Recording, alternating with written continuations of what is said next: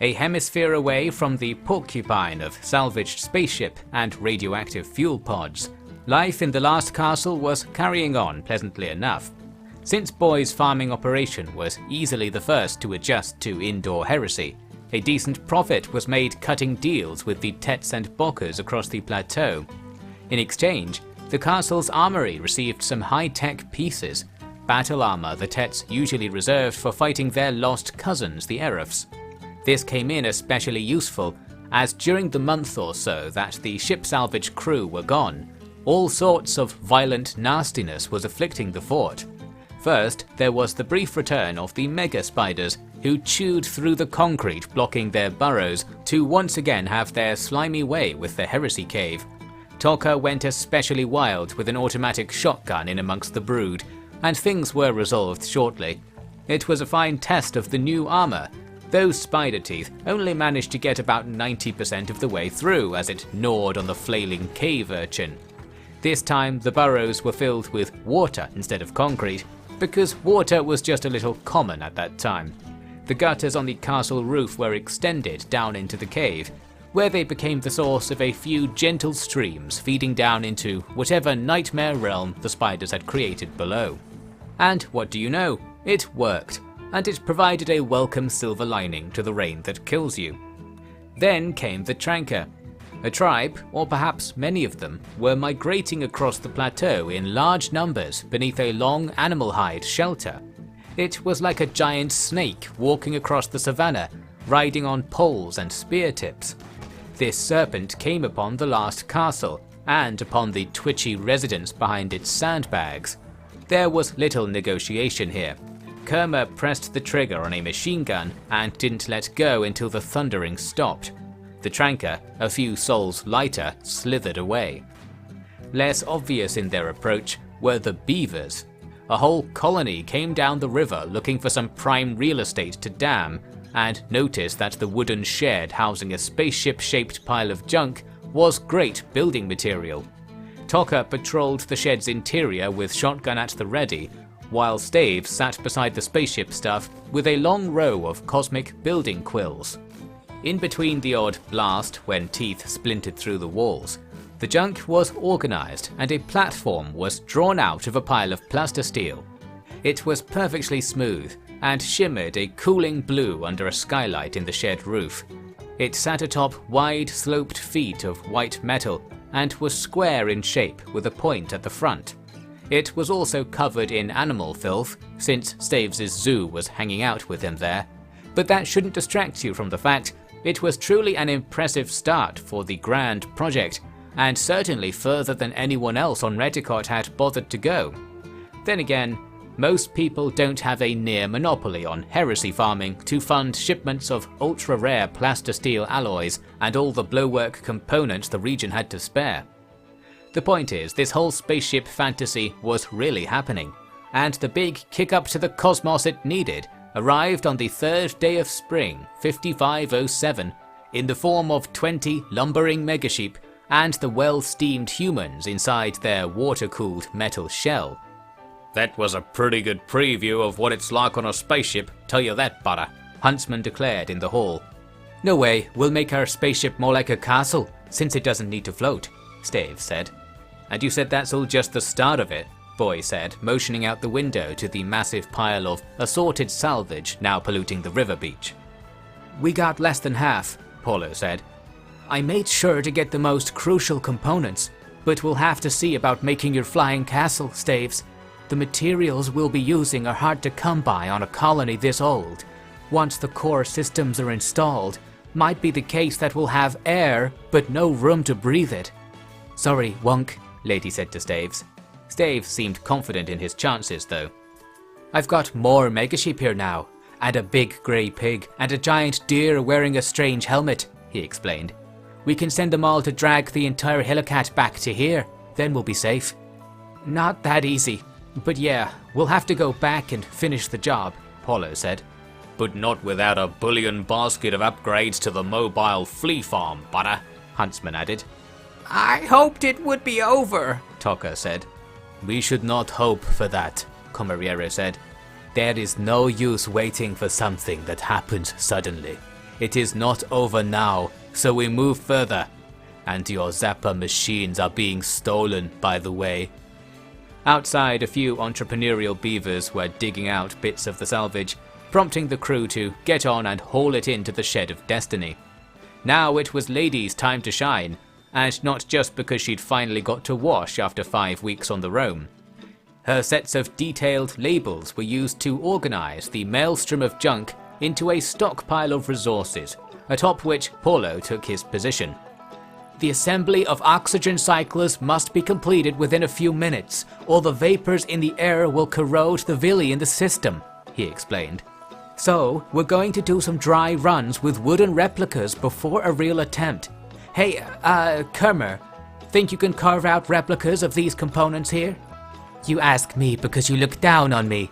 You think I carve wood like a forest beast," Kermer said.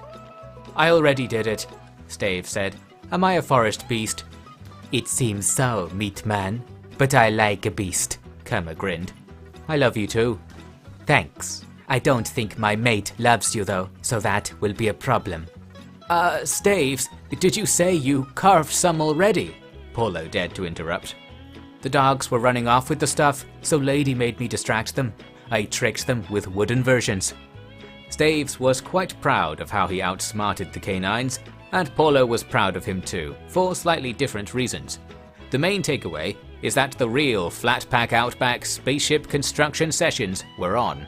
Tubes were clanking, sparks were whizzing, a hull began droning. Paulo lost his voice. The dogs never figured out they'd been conned. After a few days, they had something to show for it. The salvage was enough to complete a simple hull exterior, with a not quite airtight airlock on the back. Inside, the ship was just a big empty room with a load of controls in the pointy bit at the far end, and a cylindrical assembly of pipes, the precious oxygen cycler. So you could now go inside the spaceship, pretend to be doing something at the dead central control panel, and breathe some high oxygen content air just for the rush of it. There was even a shell of a single rocket engine lying in the dirt beside this new novelty annex they'd made. The uranium reactor remained in flat-pack form, since it was less likely to explode in that configuration. As for the rest of the things a spaceship needs, the Megaship Nightmare vehicle was being roped together once again. This time things wouldn't be so awful though, for a variety of reasons. Huntsman had spent a good 5 days setting up a sort of framework of wooden rods to maintain a central space and some corridors inside the herd, while also providing support for the roof sheets. Truly it was a palace in sheep's clothing. There was enough space for a new crew member. Torka was brought along to provide her expertise in breaking things to the ship's sturdier structural points. Plus, when she yelled at the megaship to behave themselves, it was very effective. So, the same week the expedition got home, they were off again, this time with a little more comfort and a lot more idea where they were going, what they had to do when they got there, and how long it would all take. And I haven't even got to the part that made this second ship-stealing crusade a dream compared to the first. Just a few hours after the blob set off, the constant whoosh of the timefall on the covering sheets quietened, and the light seeping through to the makeshift maze within seemed to brighten. You guessed it, the clouds were finally empty. "They stopped again. For real this time?" Tokka wondered. "Had to stop eventually," Paulo shrugged. "Time to pretend you had it figured out all along, Butter?" Huntsman asked. "Didn't you listen when I explained it? Creating timefall uses energy. They must have burned through what the OPA had stored on their stations. They really are just trying everything now. Makes me think that maybe they've got a long wait before more resources show up for them. Meaning we have a chance to break free," Lady added. "Free of our cage of beasts," Comariero noted. Indeed, now they could be in front of the sheep, behind the sheep, to the sides of the sheep, or just sit on top of the sheep. It was all an improvement on the current arrangement. The sun shone once again, and a burst of good cheer spurred everyone into action, i.e. into transferring their spurring onto the megaship. The only downside to the great weather is that other people inevitably emerge to enjoy it also. This led to a hail of machine gun bullets falling on the highway as the blob traversed the pass through the forested mountains north of the Comarero Plateau. Several megasheep were hit, but fortunately, their fur limited the speed of the bullets to manageable levels. The IPA's RF allies were already out of their hiding spots just a day after the timefall stopped, and clearly they'd kept out of the worst of it. Most likely they had advanced warning. It was all for nothing in this case, as while their bullets peppered the roads, Huntsman's return fire was short, sharp, and focused with deadly accuracy. Then there was Paulo, who had taken up a Tet grenade launcher, launching his own custom-brewed explosives from afar. It made short, spectacular work of the hut the Erefs had set up beside the road, and that was the end of that. Back at the last castle, Boy was eagerly smashing down the field roofs with a long stick, and Staves finally got to enjoy an uplifting walk across the plateau without seeing what a third puberty does to the human body. The downside at home was that the heresy supply and consultancy business was going to be washed away with the last of the quantum drizzle, but you can't put a price on the great outdoors of Reticot, unless you're the IPA, of course. This time, the trek to the wreck was only 10 days, and having dry access to the outside and roof would make digesting it much easier. It doesn't look like the ships the OPA had, Tokka commented. This is the kind of ship my people had, in my time, Paulo said. Remember, this was put here over 5,000 local years ago. It's a miracle no one's found it so far. Wouldn't be sure about that, Butter, Huntsman said. On Orbital we had the whole surface surveyed. I bet someone came down here at one point. Must have thought it was too much nutta butter since they left it all here. Or they didn't last very long, Lady added. Could be that there used to be better security, Paulo said. Your colony kit beacon might be what's stopping us from being fried, shot, or poisoned right now. Weird. Seems like stuff like that happens to us all the time anyway, Butter, Huntsman noted. So it was a peaceful time in a sunny mountain valley, although a little chilly on account of it being winter in the northern hemisphere. The 5-strong team, armed with mining picks, cosmic quills, and a load of chocolate bars, took the ship to pieces over the next couple of days.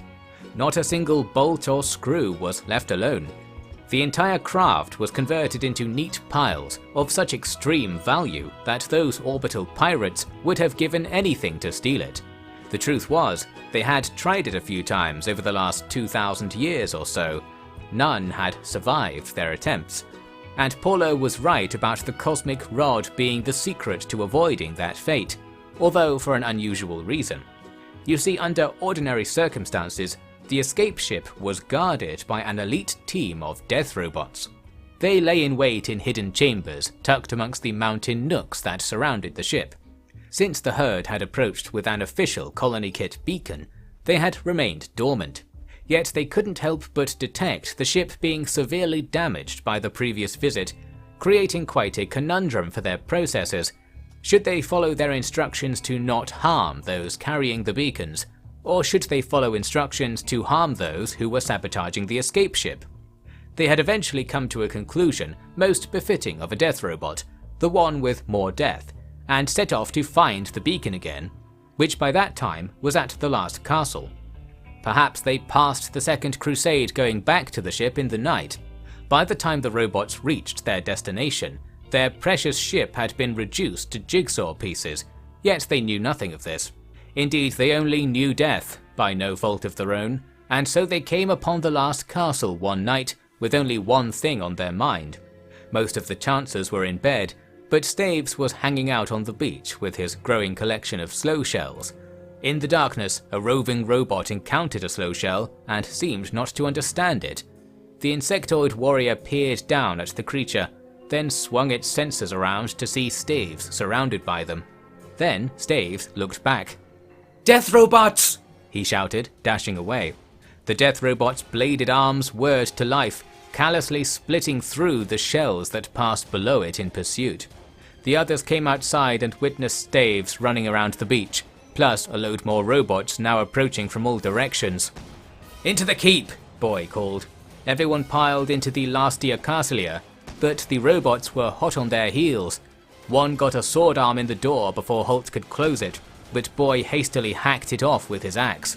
Holt and Boy then held the doors fast as they were bashed on from the outside, while Kerma carefully opened a firing port, then uncarefully emptied a machine gun magazine into their guests. It was a winning strategy. More robots tried to get in, but this shell could not be broken.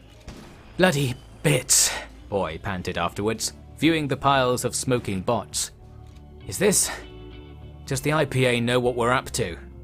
"Or what the others are up to, more like," Holt said. "The living metal is a weapon of the Kate," Kerma said. "It wouldn't appear like this unless we were doing something that keeps us alive. With the corruption of the deep zappers now, I think this means that something good has happened." "Honey, you're the most optimistic, pessimistic person there is." "Try not to be jealous. Now let's turn these weapons into our own." "We can use them for our ship," Staves realized. It was true. With robot bits and plenty of expensive imports from the Tets, the ship was coming along rather nicely. Wings had been added to the central box to house engines, weapons, and maintenance facilities, while the main room was split into a flight section and an engineering section. Newly installed into the flight section was that computer core Setsuki had clued them in on, piped up to a load of other blowwork hardware. So far, no way to actually turn it on had been discovered, no matter how hard anyone blew. In fact, a lot of what they were assembling was a mystery, and even when they put stuff together exactly according to Paulo's notes and Lady's labels, it all just sat there as a very expensive ornament. It was an interesting ornament, to be sure. But it just so happens there are subtleties to the operation of a spaceship that the average Tindran corn farmer or Tranker herb mixer tends not to pick up on. That was always the weakness of this plan, especially after the loss of Shah. Our bloody chancers didn't have a chance in hell. Until... "Hey, a burning bit," Stave said early one morning.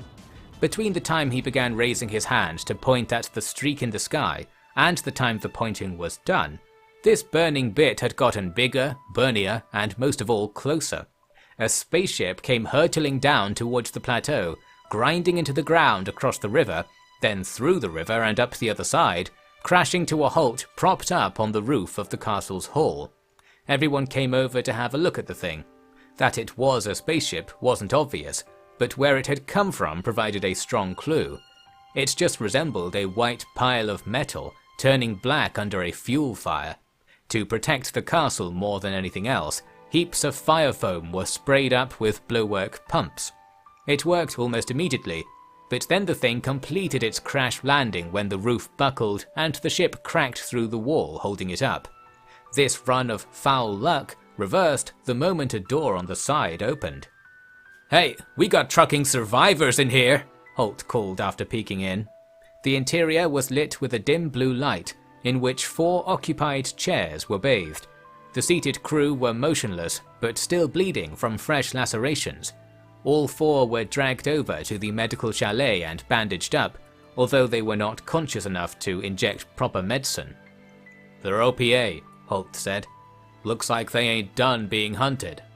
"They have died how we will die," Kerma said. "Not dead yet, be quiet," Boy said. He was peering closely at one of the patients, observing their very smooth skin, but for scars on their brows that all seemed to have a like. "Cosmic people, huh?" he mumbled. "Can we keep them?" Staves asked. "Probably should. They might know something about the IPA," Holt said. "They know one way to die at their hand. Maybe they glimpsed something better," Kerma suggested. It was all moot for a few hours until one of them finally woke up. "Who are you?" she asked of Boy, who was sat in the corner squelching a ball of mulch in his hands, like any good nurse. "You crashed on my farm," he said, moving to the bedside. I thought we were dead." "Looks like you owe me one." "What about the others?" "Take a look. Alive." Boy motioned to the other beds. "We crashed on the planet. I wondered if people were still living down here." "Definitely. No thanks to those IPA people. You're not with them, are you?" "We're OPA. Dying breed." "We know." "IPA been here too." "In a way. How much do you know about them?" I know about them, sure." Is that something you want to know? Yeah. Do you know how to fly a spaceship? When it's not on fire. And do you know how to stop them catching fire? Most of the time. What are you talking about? Don't worry about it. Rest up. The others are still sleeping. I'll bring food and explain more. With this, Boy took his leave, knowing in his heart that the cosmos had granted him a burning bit indeed. All of a sudden, the last castle had an experienced ship crew freshly out of employment. That might just come in very useful, don't you think?